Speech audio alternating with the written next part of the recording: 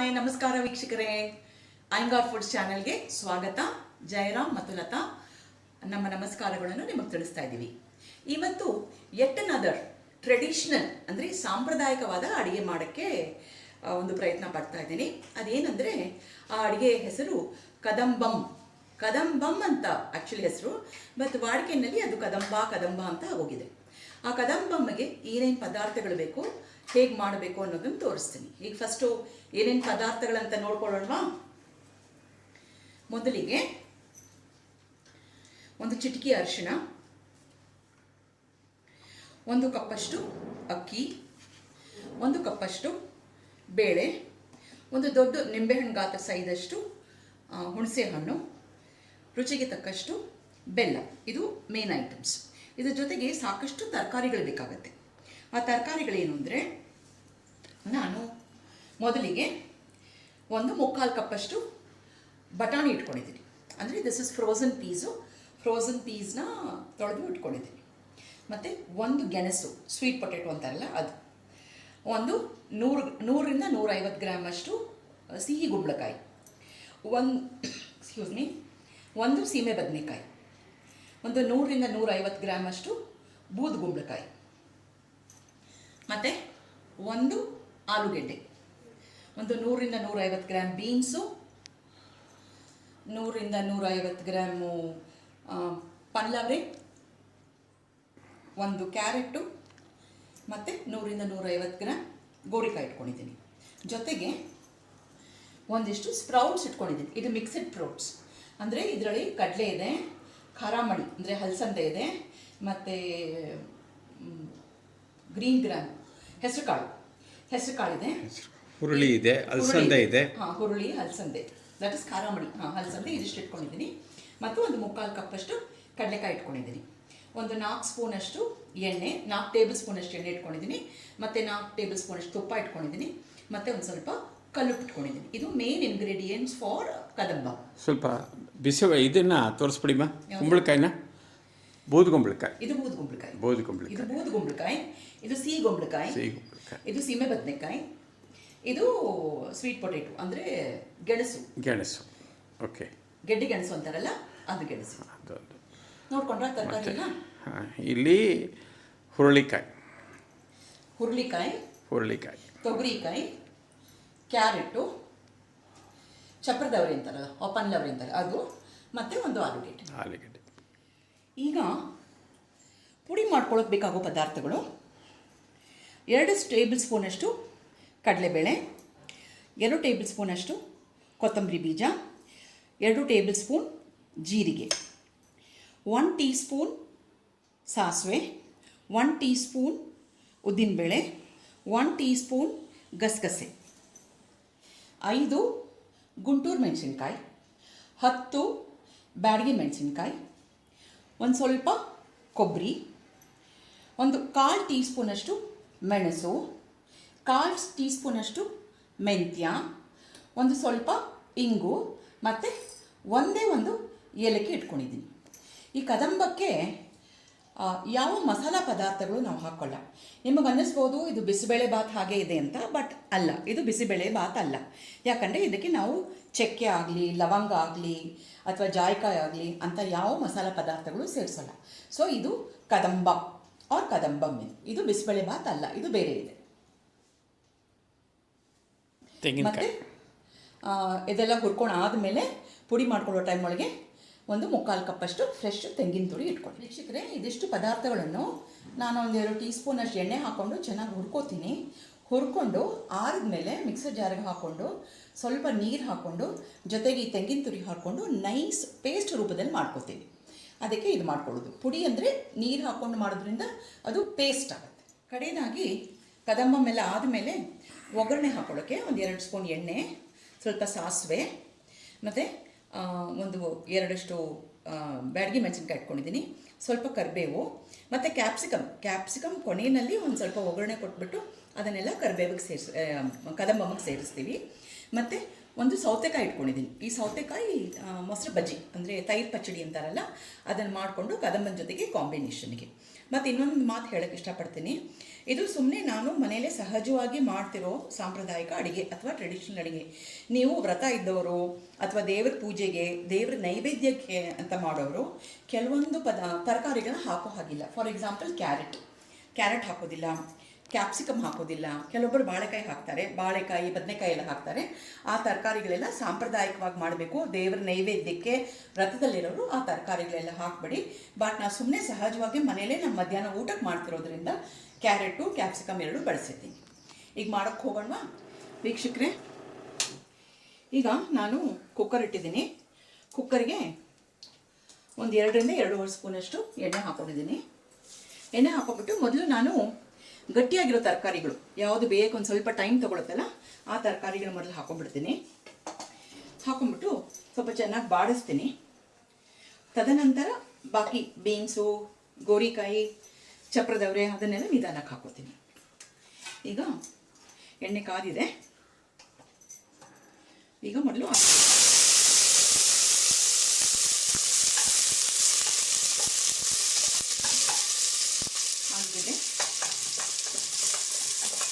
ಕುಂಬಳಕಾಯಿ ಅಂದರೆ sweet pumpkin, ಹಾಂ, ಸೀಮೆ ಬದನೆಕಾಯಿ, ಚೌಚೌ, ಗೆಣಸು,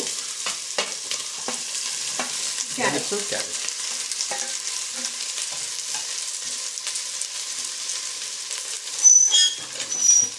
ಇದಿಷ್ಟನ್ನ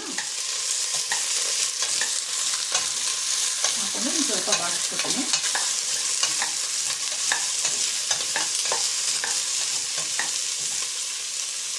ಒಂದು 2 ನಿಮಿಷ ಮುಚ್ಚಿಡ್ತೀನಿ ಇದನ್ನು. ಎಷ್ಟು ಕಲರ್ಫುಲ್ ಆಗಿದೆ ನೋಡಿ. ಗಟ್ಟಿ ತರಕಾರಿ ಎಲ್ಲ ಹಾಕಿ ಒಂದು 4-5 ನಿಮಿಷ ಆಗಿದೆ. ಸ್ವಲ್ಪ ಸಾಫ್ಟ್ ಆಗ್ತಾ ಇದೆ. ಇವಾಗ ಈ ಸಮಯದಲ್ಲಿ ಆ ಮಿಕ್ಸ್ಡ್ ಸ್ಪ್ರೌಟ್ಸ್ ಏನಿದೆಯಲ್ಲ, ಸ್ಪ್ರೌಟ್ಸ್ ಎಲ್ಲ ಹಾಕ್ತಾ ಇದ್ದೀನಿ. ಮೊಳಕೆ ಕಾಳು.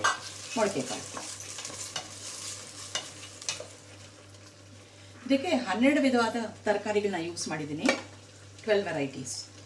ಈಗ ಚಪ್ರದವರೆ ಕೈಯಲ್ಲೇ ಹಾಕೊಂಡ್ಬಿಡ್ತೀನಿ. ಗೋರಿಕಾಯಿ, ಬೂದುಂಬಳಕಾಯಿ, ಪಂಪ್ಕಿನ್ ಮತ್ತು ಬೀನ್ಸ್.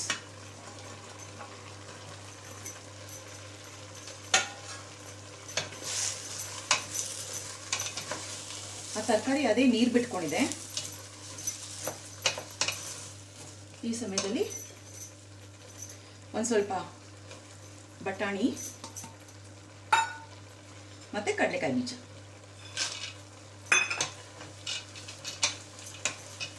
ಇದಿಷ್ಟು ಹಾಕ್ಬಿಟ್ಟು ಇವಾಗ ನೀರು ಹಾಕ್ತೀನಿ.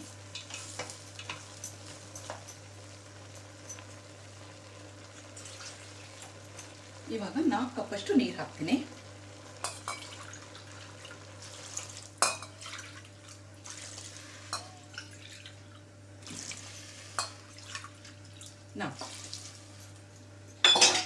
ನೀರಿನಲ್ಲಿ ಸ್ವಲ್ಪ ಬೆಂದಾದ್ಮೇಲೆ ಆಮೇಲೆ ಅಕ್ಕಿ ಬೇಳೆ ಎರಡನ್ನೂ ನಾನು ತೊಳ್ಕೊಂಡು ಒಂದು 20 ನಿಮಿಷ ನೆನೆಸಿಟ್ಕೊಂಡಿದ್ದೀನಿ. ಅದನ್ನು ಸೇರಿಸ್ತೀನಿ. ಈಗ ಸದ್ಯಕ್ಕೆ ಇದನ್ನು ಸ್ವಲ್ಪ ಬೇಯಕ್ಕೆ ಬಿಡೋಣ. In the mean time next ನಾವು ಪದಾರ್ಥಗಳೆಲ್ಲ ಹುರ್ಕೊಳ್ಳೋಣ. ಇದು ಬೇಯೋದ್ರೊಳಗೆ ಆ ಪದಾರ್ಥಗಳೆಲ್ಲ ಸ್ವಲ್ಪ ಹುರ್ಕೊಳ್ಳೋಣ ಅಂತೆ. ಇದಲ್ವಾ ಅಕ್ಕಿ ಬೇಳೆ ನೆನೆಸಿ? ಅಕ್ಕಿ ಬೇಳೆ ಒಂದು 20 ನಿಮಿಷ ನೆನೆಸಿಟ್ಟು ಈಗ ಹುರ್ಕೊಳ್ಳೋಕ್ಕೆ ಬಾಣಲೆಯಲ್ಲಿ 2 ಟೀ ಸ್ಪೂನ್ ಎಣ್ಣೆ ಹಾಕೊಂಡು, ಅಡಿಗೆ ಎಣ್ಣೆ ಏನಿದೆಯೋ ಅದು ಎಣ್ಣೆ ಒಂದು ಸ್ವಲ್ಪ ಕಾಯಬೇಕು. 2 ಟೇಬಲ್ ಸ್ಪೂನಷ್ಟು ಸಾಸಿವೆ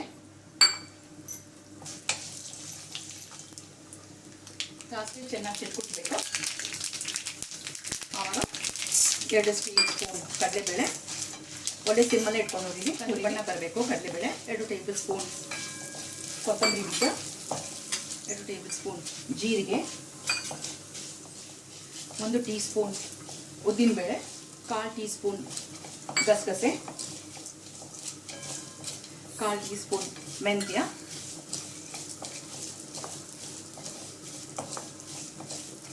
1/4 ಟೀ ಸ್ಪೂನ್ ಮೆಣಸು,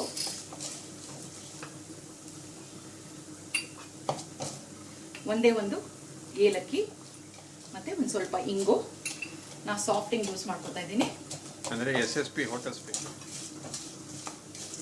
ಮತ್ತು 10 ಬ್ಯಾಡಗಿ ಮೆಣಸಿನ್ಕಾಯಿ, ಒಂದು 5 ಗುಂಟೂರು ಮೆಣಸಿನ್ಕಾಯಿ. ಇದೆಲ್ಲ ಚೆನ್ನಾಗಿ ಹುರಿದ್ಮೇಲೆ ಗ್ಯಾಸ್ ಆಫ್ ಮಾಡಿಬಿಟ್ಟು ಕೊಬ್ಬರಿ ಹಾಕ್ತೀನಿ. ಈಗ ಚೆನ್ನಾಗಿ ಹುರಿದಿದೆ, ಗ್ಯಾಸ್ ಆಫ್ ಮಾಡ್ಕೊತಾ ಇದ್ದೀನಿ. ಈ ಸಮಯದಲ್ಲಿ ಒಂದು ಚಿಟಕಿ ಅರಿಶಿನ ಮತ್ತು ಕೊಬ್ಬರಿ ಇದು ಇವಾಗ ಸ್ವಲ್ಪ ಆರಕ್ಕೆ ಬಿಟ್ಬಿಡೋಣ. ಈ ಕಡೆ ನಾನು ತರಕಾರಿ ಎಲ್ಲ ಕುಕ್ಕರಲ್ಲಿ ಹಾಕಿಟ್ಕೊಂಡಿದ್ದಲ್ಲ, ಅದು ಚೆನ್ನಾಗಿ ಕುದೀತಾ ಇದೆ, ಅದನ್ನು ನೋಡೋಣ. ಇದೊಂದು ಸ್ವಲ್ಪ ಆರಕ್ಕೆ ಬಿಟ್ಟಿರೋಣ. ಆರಿದ ಮೇಲೆ ಆಮೇಲೆ ತೆಂಗಿನಕಾಯಿ ಹಾಕ್ಕೊಂಡು ರುಬ್ಕೋಬೇಕಾಗತ್ತೆ.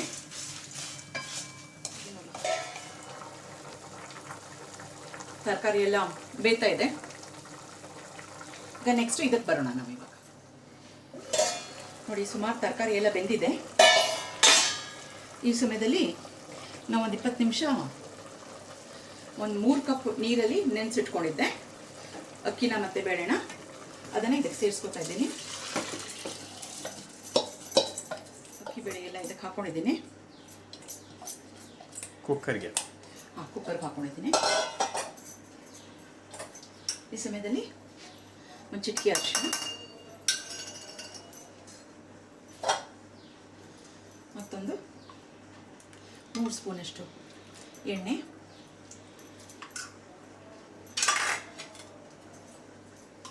ಒಂದು 2 ಸ್ಪೂನಷ್ಟು ತುಪ್ಪ,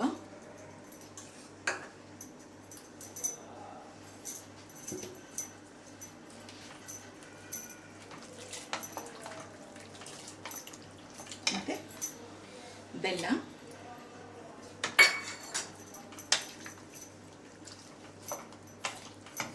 ಮತ್ತು ಹುಣಸೆ ಹಣ್ಣು ನೀರು, ಹುಣಸೆ ಹಣ್ಣು ತೋರಿಸಿದ್ನಲ್ಲ ಅದನ್ನು ಚೆನ್ನಾಗಿ ಹಿಂಡ್ಕೊಂಡು ಅದನ್ನು ನೀರು ಮಾಡಿಟ್ಕೊಂಡಿದ್ದೀನಿ.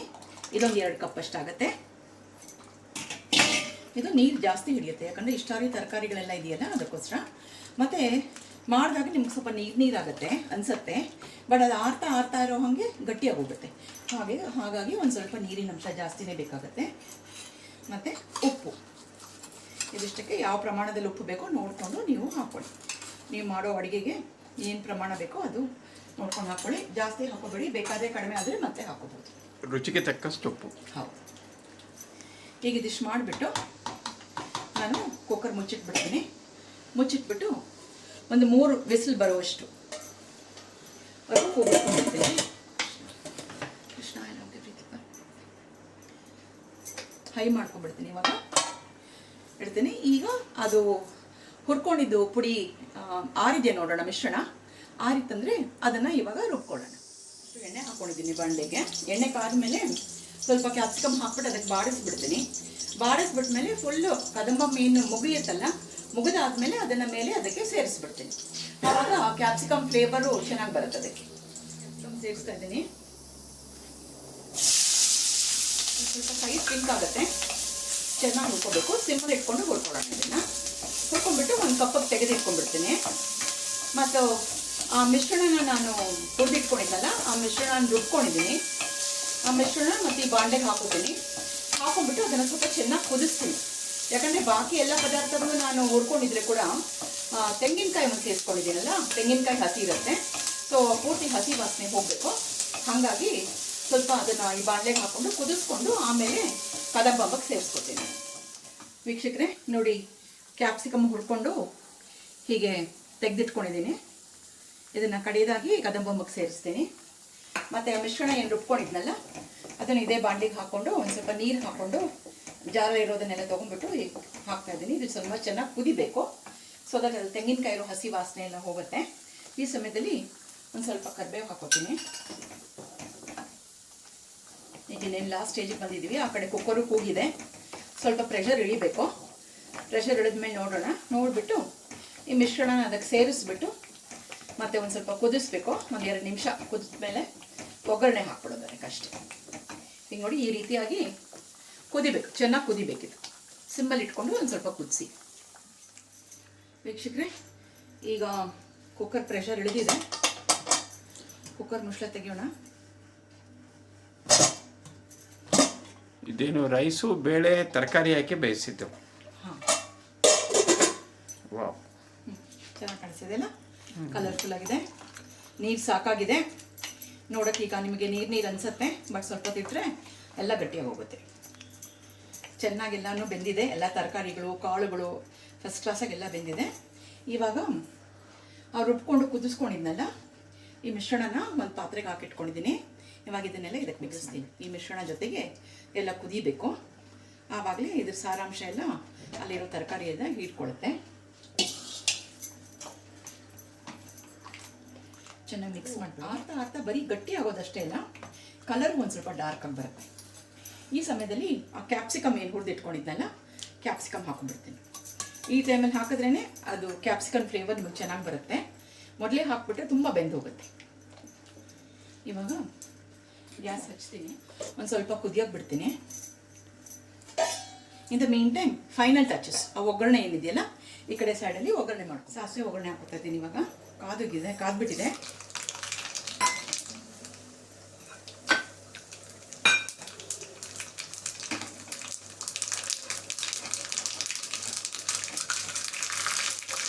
ಮೆಣಸಿನ್ಕಾಯಿ,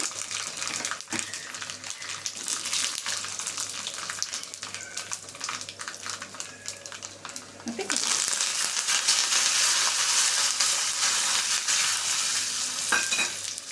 ವೀಕ್ಷಕರೇ ಪೂರ್ತಿ ಆಗಿದೆ. ಗ್ಯಾಸ್ ಎಲ್ಲ ಆಫ್ ಮಾಡಿಬಿಟ್ಟಿದ್ದೀನಿ. ನೋಡಿ ಹೀಗಿದೆ. ಇನ್ನು ಸ್ವಲ್ಪ ಹೊತ್ತು ಬಿಟ್ಟರೆ ಇನ್ನೂ ಗಟ್ಟಿಯಾಗಿ ಹೋಗುತ್ತೆ. ಈಗೆಲ್ಲ ಮುಗಿದಿದೆ. ಘಮ ಅಂತ ಪರಿಮಳ ಬರ್ತಾ ಇದೆ. ಸಿಕ್ಕಾಪಟ್ಟೆ ಹಸಿವಾಗ್ತಾ ಇದೆ. ಎಲ್ಲರೂ ಊಟ ಮಾಡೋಣ, ನಿಮಗೂ ಊಟದ ಟೈಮ್ ಆಗಿರಬೇಕು. ಇದು ಫೈನಲ್ ಆಗಿ ಆ ಒಗ್ಗರಣೆ ಏನು ಮಾಡ್ಕೊಂಡಿದ್ನಲ್ಲ ಸಾಸಿವೆ, ಕೆಂಪು ಮೆಣಸಿನ್ಕಾಯಿ ಮತ್ತು ಕರಿಬೇವು ಅದನ್ನು ಒಂದಿಷ್ಟು ಹಾಕ್ಬಿಡ್ತೀನಿ.